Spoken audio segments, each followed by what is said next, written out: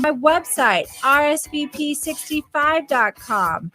And today we are talking to Jackie Kohler who is here going to talk about the honor flight. We are so glad to have her here. But first, we will start with our inspirational quote for the day. All right, here it is. This is by Theodore Roosevelt. Believe you can, and you're halfway there. All right, it's simple, but so true. Believe you can, and you're halfway there. All right, so we are here with Jackie. Jackie, thank you so much for being here in studio. Good morning, Jill. Thanks for having me. So I have heard so much about Jackie. This is the first time I have actually met her in person. We've talked over the phone before, over the internet and all those things. And she is just a powerhouse. So this is definitely a show that you're going to want to stay tuned and listen to. All right. So Jackie, first of all, we're going to talk about the honor flight that just took off. And but before we get there, tell us first what the honor flight is and why is it? What is it with your background that you got involved? Okay. The Honor Flight is an organization, a nonprofit organization that flies veterans 65 years and older to Washington, D.C. for an all-expense paid trip to see the war memorials that have been built in their honor. It was started many years ago by an Air Force captain who, when he left the Air Force, he became a PA, and he was providing medical care to a lot of elderly veterans. And at that particular time, the World War II memorial was just in the process of being built. And many of his patients said to him that they would love to be able to see that, but they didn't think that they would live long enough to see that war memorial built. Right. So he decided to take one veteran up to Washington, D.C. to see the memorial. And he said that it was so impactful for his life that when he came back to his little flight club that he belonged to, he convinced several other pilots to help him do the same thing. So they started carrying World War II veterans up to the World War II memorial. And when they realized that they were coming out of the woodwork trying to get on one of these flights, he and another gentleman by the name of Jeff Miller approached American Airlines about a charter flight. And of course, there were a lot of different things that took place in the meantime, but in a nutshell, that's about how the Honor Flight Network came about. And we now have about 136 hubs all the way across the United States that fly 2 and 3 missions a year to bring our veterans to Washington, D.C. Some of our hubs fly as many as 5 and 6 missions a year. Wow. And one of those, so what are those hubs? Well, depending upon where they are, it is all, they're all over the United States, and they all have their own names. Okay. So you have like Smoky Mountain Honor Flight. Right. You have Queen City and Charlotte, for example. There's 3 honor flights in North Carolina. Okay. There's Triad Honor Flight here in the Triad area. There is Queen City, and then there is Honor Flight of Cape Fear, which is down in Wilmington. I gotcha. All right. And so we just recently had the Triad Honor Flight. We did. Tell us about that. It was wonderful. We took 101 veterans on this flight. It's been our largest flight so far. Wow. A couple of World War II veterans, many Korean War veterans, and the balance of our flight was Cold War and Vietnam veterans. That's incredible. Tell me, I know you've been, doing this for a little bit, and I actually, I have a background in broadcasting and covered one of these while in Nebraska, and one thing that happened during that time is we had, we covered some individuals and whatnot. And one gentleman, he went on the flight, and then on the way back, he passed away. And his family believed that he was living in order to go on this honor flight and see all of these memorials, and then died peacefully and very happy, and was a World War II veteran. And I truly believe that these flights really give so much to our veterans who have sacrificed so much for us, right? Do you have a special story because I know it's special every single time when these flights occur. It is. And you can't really explain it, right? We're talking about it right now, but you can't explain the feeling. It's very emotionally impactful for most people who are involved. I don't know this gentleman personally, but I do know that we had a flight from Alaska that was flying across country, obviously, to come to Washington. And one of the gentlemen on the plane passed away on the plane. So they had to put down, I think, somewhere in Colorado, perhaps. And the honor flight folks gave everybody else on the plane the opportunity to either go forward or to turn around and go back. And of course, they all decided that they wanted to go forward in his honor. And my understanding is that his wife wrote a letter to Earl Morris, Captain Morris, who started the Honor Flight Network, and told him that he was living for the day that he could go on that flight. Yes. And she said the honor flight gave him the opportunity to get just a little closer to God. So it was really very touching. And we have another gentleman that flew from our honor flight here in the Triad from the Greensboro area. And he was so impacted by the day that he spent in camaraderie with his fellow service members that when he passed away, he wanted to be buried in his honor flight t-shirt and jacket. Oh my gosh. See, you're just giving me goosebumps. Do you see it? It's all over. And it's not because it's cold in this studio. There's a million stories, Jill. There's a million stories. There really are. There really are. And, which goes to show, Jackie, that, what you're doing is just so impactful. It really is. I mean, you're just making such a huge difference in people's lives, which you have done, though. You have also been of service to our country, correct? I have. I was a Army military police officer for 6 years. And was this something that was happen chance, or do you have a little military background in your family? I do. Both my mother and father were naval officers. My dad served for 30 years, and my mom in the blood. And my mom for 12. And were you given the option, or was it encouraged? No, actually, truth be known, and I'll tell you a funny story about this. Is I ran away and joined the Army because some guy broke my heart, and that is the truth. That is the truth. And I was 26 years old, so I wasn't a kid when I did it. And although I went to boot camp with a bunch of 18-year-olds, but about 3 weeks in, I was all in. I bet you were. I was. I bet and you're of course, I'm that angry. And my naval officer parents just about had a nervous breakdown when I decided to go into the Army. It was like, could you please not do that? I remember my mother screaming at my father and saying, talk to your daughter and make her change her mind about this. Too late. I had already raised my hand. But I served with the 71st Air Defense Artillery Battalion in Hartheim, Germany. And we guarded Patriot missiles. So that's my claim to fame with the Army. Yeah. Well, thank you for your service. Thank you very much. Yeah. So did you, when you were joining, were you nervous? Were you nervous about where you're going or what you were doing or anything like that? I was nervous. What was that like as a female? I was nervous about not being able to get up in time in the morning to put my makeup on. That's what I was nervous about. And I had a drill instructor that was from New Hampshire. And his name was Jim O'Reilly, if you can imagine that. He was very Irish, obviously. And he used to say to me all the time, DeSantis, what are you here for? You're not, all the rest of these girls are only 18 years old. What are you doing here? And I just said, I'm here to join the Army. That's what I'm here for. And he used to razz me so bad all the time. And the day that I graduated from boot camp and he pinned my rank on me, he got right up close to my face and he said, all right, now tell me why you're really here. And I said, some idiot broke my heart. He said, I knew it. But I loved it. I had a great time, and I'm very proud of what I did. Yeah. Well, and that's great that you turned that controversy into something really good to give me back.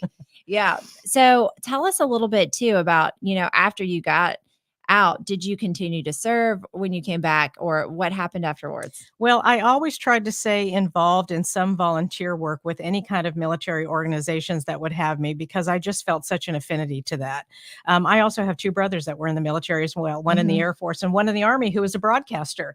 He worked for AFN network which is the network overseas in Europe. Yeah. And he's now a college professor in Florida. Okay. And my kid brother, Victor, who was in the Air Force, he was there for 12 years and got out and went to work with the Sheriff's Department in Brevard County. So most of my family is in Florida. Oh, yeah. But just always, because I was raised in that, just always felt a need to want to give back. And so I tried to stay involved as much as I could. Right. That's amazing. All right. So we're going to talk more when we come back about the honor flight and just kind of some of the ways it has impacted people and how much it costs for one honor flight to even happen. All right, stay tuned. You are listening to the Jill Berlin Show on WSJS News Talk Sports for the Triad. We appreciate you.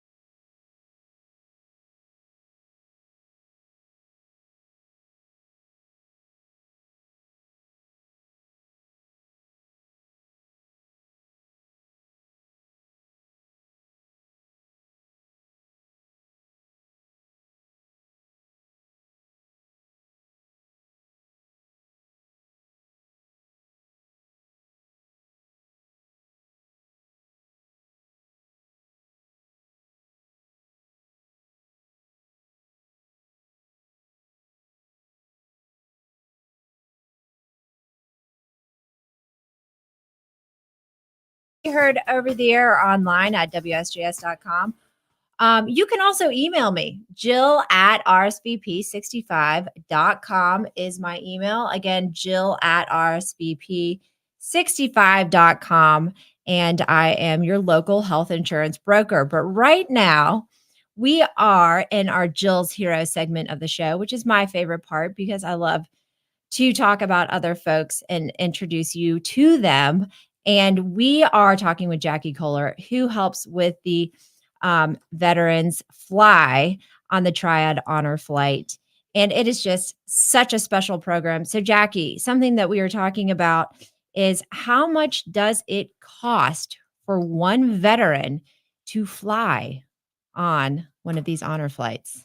It cost approximately $600 to fly one veteran.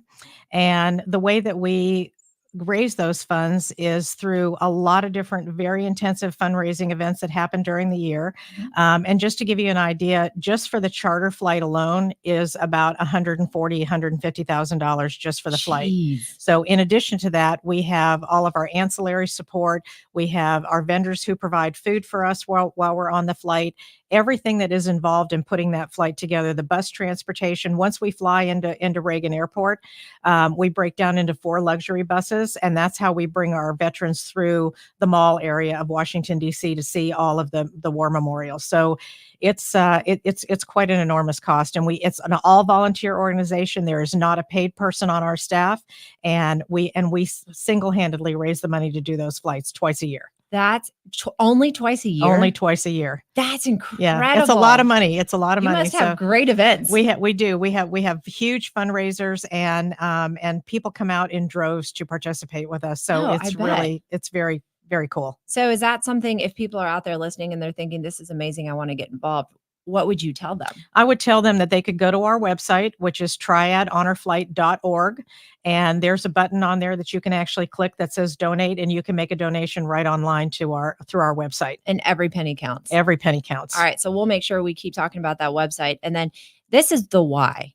This is why you should think about donating. And this is why you should think about, if you can't donate, volunteer, because it really does impact our veterans who have given and sacrificed their lives for all of us in our country. And just to kind of echo those sentiments and talk about the impact, Jackie, why don't you read a letter from one of the veterans talking about how the honor flight impacted this person personally? Okay. And I won't read all of this, but I'll just read a couple of highlights from it. He begins his letter by saying, "I just wanted to let you know how much I appreciate your interest and encouragement for my participation in the Triad Honor Flight. Even with high expectations already, the reality of the experience was beyond what I could have imagined. Suffice it to say, it was one of the 5 most meaningful experiences of my 85-year-old life. I'm attaching here a chronicle that I developed the next day after time to reflect on the entire experience. For me, the highlight was the changing of the guard at the Tomb of the Unknown Soldier, when a wreath from the Triad Honor Flight was presented and our 2 World War II veterans on the trip were honored and taps were played. I can never forget that scene, nor what I felt like driving through the miles of graves at Arlington National Cemetery as our buses rolled by." I mean, I'm trying not to cry. Me too. I'm really, Me you know, too. I'm very good at keeping it at bay on air, but don't look at me after the show because mascara will be running down the sides of my cheeks. Now that's incredible. And anyone who's ever been to DC and seen that, the changing of the guard, it's quite impactful. And then adding on top of that, these veterans coming there and then them honoring them. It's like he said, when he said it's one of those top 5, I don't doubt that. I don't doubt that for a second. We have a lot of press that come out to greet our planes, both when we're leaving the ground and when we return back home. And I listen to a lot of reporters who ask our veterans, "What are the 3 most important things that you experienced on this flight?" And hands down, probably greater than 80% of them will tell you the camaraderie that they shared with other veterans, the mail call, which is something that we do on the plane home. Tell us about that. Mail call was very, very important, especially to our World War II and Korean veterans, all of our veterans who are deployed overseas. But, they so looked forward to getting letters from home. And it was probably very sustaining for a lot of them to be able to have that touch with their Oh, families back yeah. home. So we employ different groups in the community to write letters to our veterans. We're in touch with their families, but then they Mhm. don't even know about that. Mhm. And on the plane home, each one of them gets a very large manila envelope that is full of cards and letters that have Oh been my written to that gosh. veteran personally to thank them for their service. So they will tell you the camaraderie, the mail call, and the welcome home ceremony. And I'm especially proud of that because I'm in charge of that welcome home ceremony. Yeah, well, so what does that entail? That we That's have shocking that you're in charge of throwing the party, Jackie.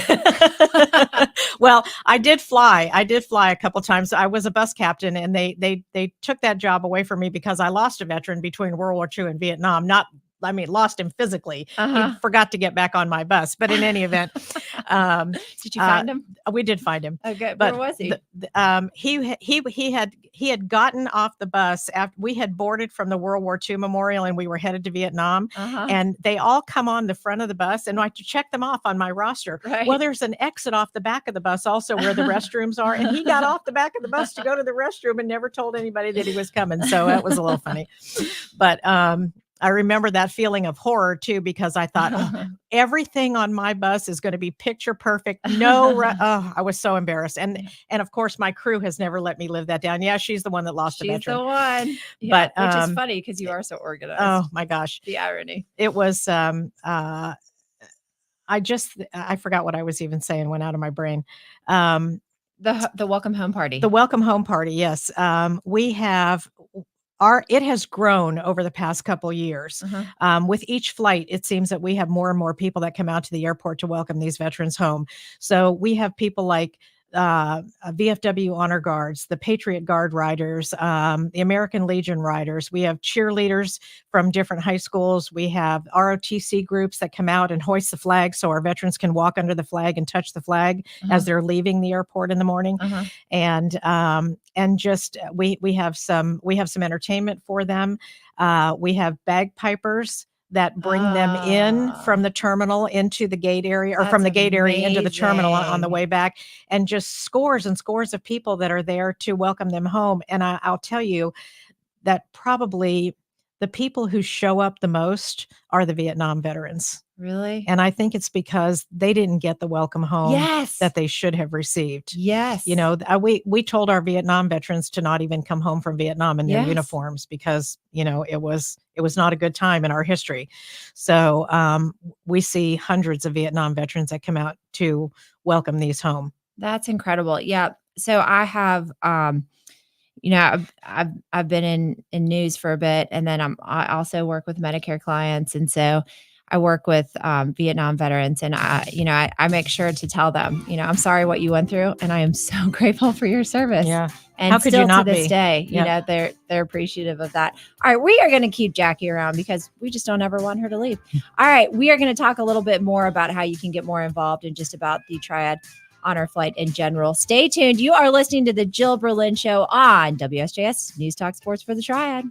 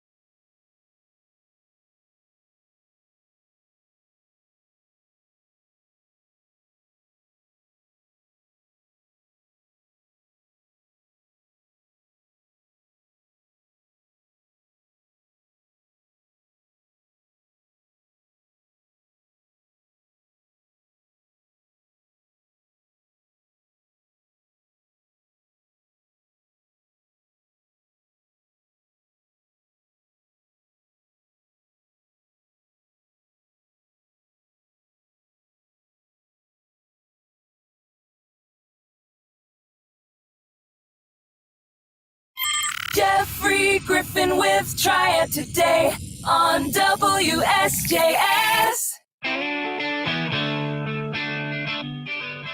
And welcome back. I'm Jill Berlin. You are listening to the Jill Berlin Show on WSJS News Talk Sports for the Triad.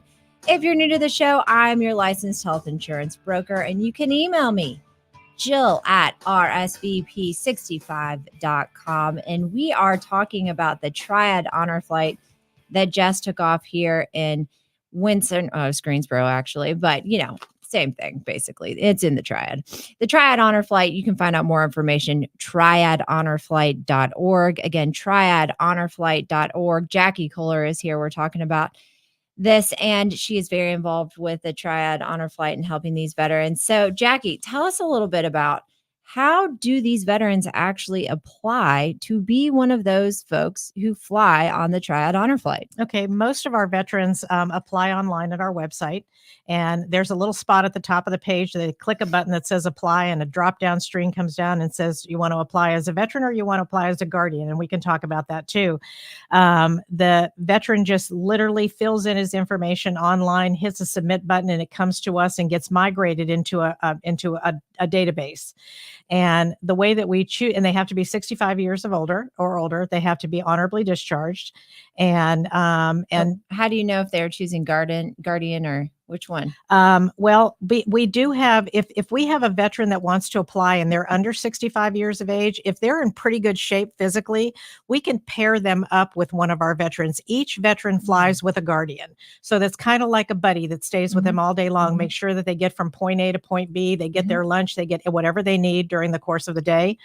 And a lot of those are younger military guys. So we have the opportunity then that we can honor them as a veteran, but we fly them as a guardian. And in doing so, it actually frees up another seat for us to bring another veteran on board. Oh, wow. So most of our flights are about 100, but our veterans 65 and older can apply. They go onto the website, they fill out the application. We put together a database of those. And when we begin to set the manifest for who's going to go on the flight, we start with the oldest veteran first, regardless of when they applied. So we book our World War II through Korea, through the Cold War, and then the balance of our flight are Vietnam veterans. And what were the ages on this past flight? The ages on our past flight were 101 was our oldest and 84 was our youngest. And I will tell you, we have over 600 veterans on our waiting list waiting to fly. Wow. Yeah. Okay, so once you then choose, then what? When we choose, then there's another lady that works with our team, and she and I call these veterans on the phone and confirm them, make sure that they still want to go from the time that they put their application in. Because, some of them with the older veterans, there's health concerns or something may have happened that would prohibit them from going. So we have to kind of weed through that. And we call them on the phone and ask them how they're doing and tell them that we'd like to offer them a seat on the flight. And some of them are just kind of gasping for air when you tell them, oh, I'm really going to go. They get very excited about that. So it's a lot of fun. And then 2 weeks before our flight, we have a pre-flight meeting where they get all the information, the itinerary, what their day is going to look like. They get their gear, honor flight t-shirt, jacket, ball cap. And for those that don't have a friend or a family member flying as their guardian, that's where they meet their guardian. Gotcha. Okay, that makes all the sense in the world. And so then afterwards, do you feel like you have a lot of veterans who want to participate more? I feel that with each flight that goes by, we have more and more of our veterans that will come back and say, we want to do something. We want to help in some way. We want to volunteer. We have a lot of veterans that donate monetarily to this flight, which shows you how impactful it is and how amazing they thought their day was to want to do that. Right. And it's important to give. It's if you can't always give your time, but you can always give your money. And the way that these folks get to DC are through those donations. Tell us a little bit about that real quick. Well, we do have several fundraisers during the year, but we really rely heavily on the contributions that we get from local businesses, individuals especially, and all they have to do is go on our website to donate. That's amazing. So triadhonorflight.org. Again, that's triadhonorflight.org. Okay, think of this real quick, Jackie. One of the questions we always ask is, who is your favorite superhero? Who is your favorite superhero?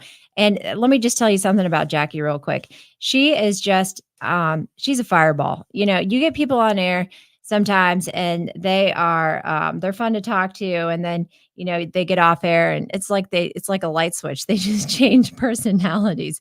Jeffrey Griffin, he's the exact same as he is on air and off air. Jackie, I want to know, who is your favorite superhero? I'm not really sure that I have a superhero favorite, but I will tell you that the hero of my life is my father. Oh, tell us about that. Without question. My dad was spent 30 years of his life in the Navy and very dedicated to military service, as was my mother. But I am the only daughter of 4 children.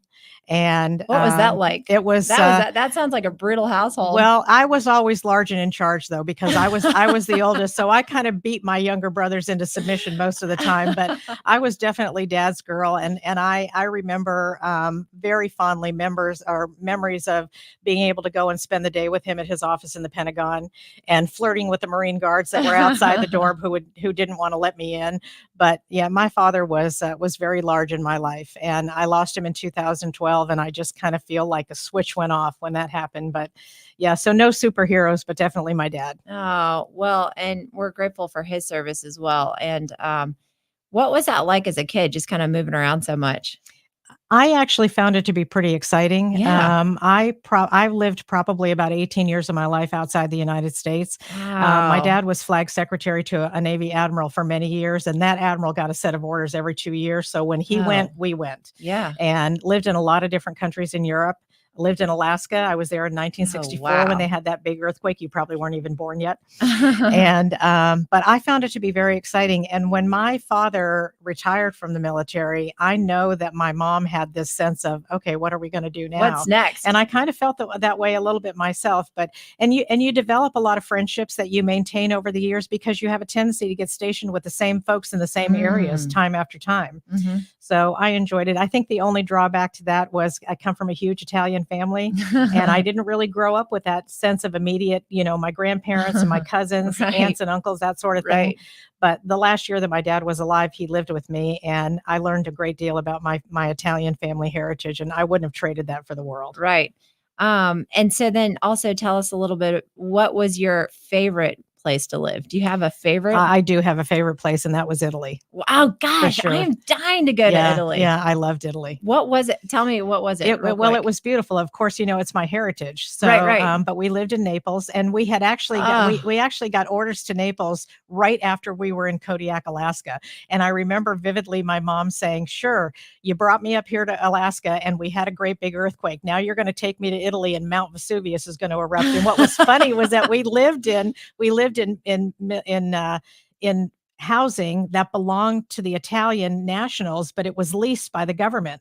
So we lived in this big high-rise apartment building that looked right over Via Posillipo, across the Bay of Naples, right at Mount Vesuvius. And I think my mom went to bed every night saying, "I know that sucker's going to erupt. I just know it is." Well, I'm just glad you weren't there. But yeah, Italy for sure. Italy for sure. Oh God, I can only imagine. All right. So triadhonorflight.org. That's where people need to go to find out more information. And then just tell us one more thing about the Triad Honor Flight that has just kind of stuck out with you with this last trip. I know a lot of people come out and they, talk to these folks, and the veterans are, they're famous, everyone wants to interview them. Tell us a little bit, one more thing that kind of just stuck out for those who are listening that about this honor flight and the select group that goes to Washington, D.C. I think probably, I had the opportunity to meet a lady by the name of Edna Livengood, who was an Army lieutenant. She was a nurse, World War II nurse, and she was the first World War II female that we have flown on this flight. So she was a bit of a rarity, and she's just an absolute firecracker. Still lives on her own. And you two must have gotten along great. Oh, we were. I remember our flight nurse called her to get some information about her. Couldn't get Edna on the phone, so she called her daughter. And the last name of our flight nurse is Angel. Okay, so Edna, when she found out that they had called her daughter. She wasn't very happy about that. And she called the flight nurse on the phone and said, "You need any information about me going forward, you call me. You don't need to talk to my children." Well, as it turned out, the press wanted to talk to her, and my director, Allison Huber, said, "You call her and ask her." Yeah. So I thought about that for a few minutes, and I called her on the phone, and instead of just approaching her as Mrs. Livengood, I said, "Lieutenant." And she said, "Yes." And I said, "Lieutenant Livengood, I already told you yes."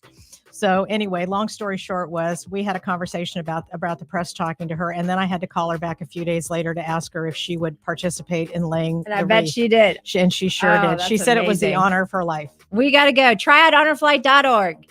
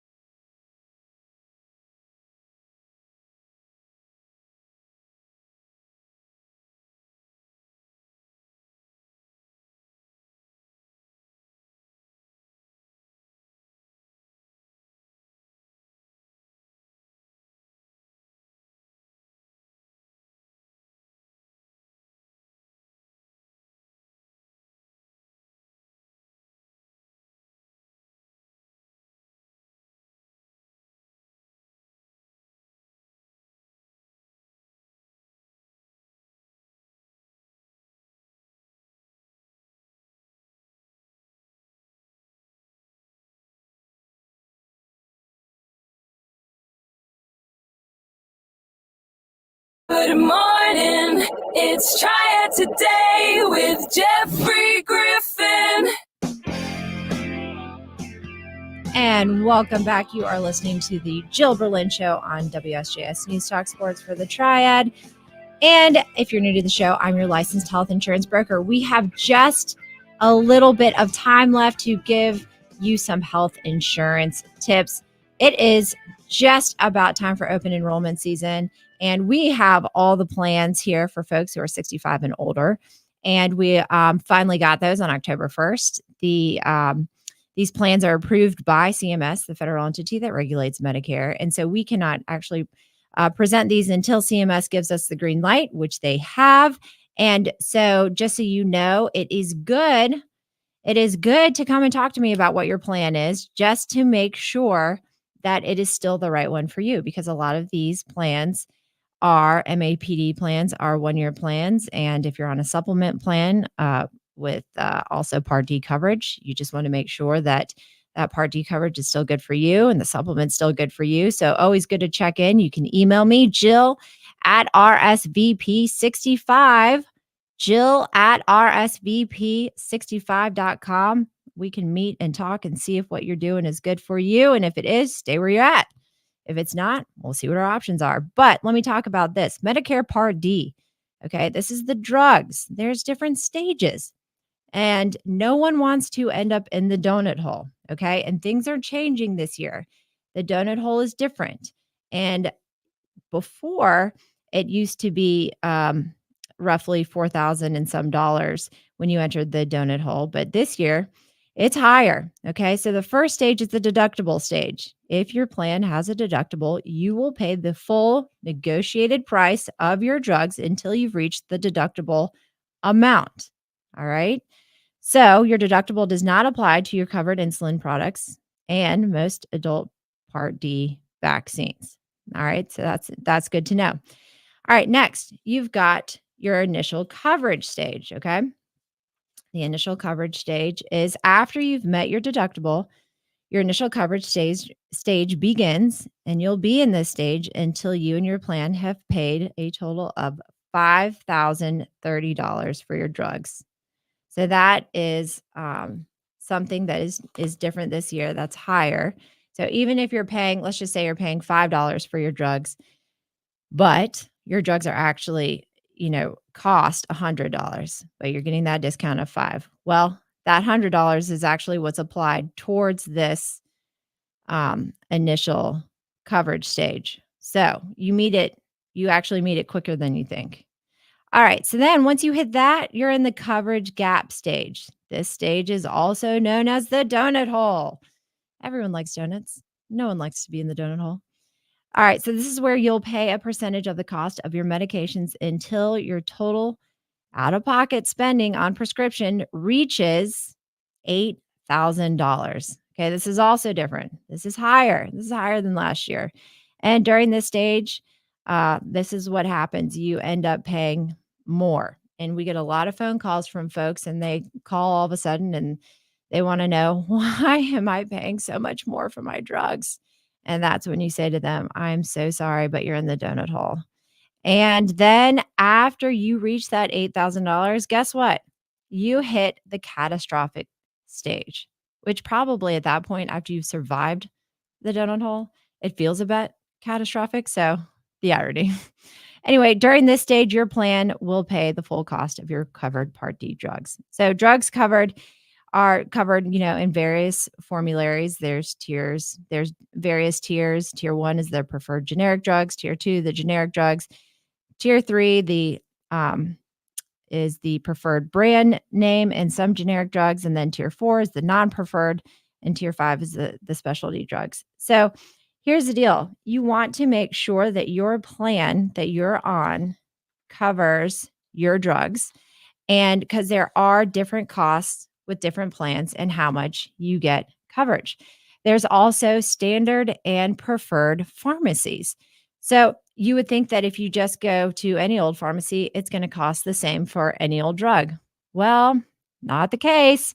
There is a preferred pharmacy network with various carriers. So you want to check on that. You want to make sure that you are paying the least amount for your drugs. And also, fun fact, you can ask your doctor for samples. You can ask them to see if they have any samples that they can give you, which a lot of times they will do. You can also ask for discounts at the pharmacy. Sometimes they can run some coupons for you. And you can also go online and see if there is on the actual website of the manufacturer and see if there's, coupons there. But just make sure you look at the fine print, because a lot of times if you are on a plan and you are 65 and older, then those coupons don't apply to you. So fun facts about drugs, something to note. And if you have any questions, of course, you can always email me, Jill at RSVP65.com.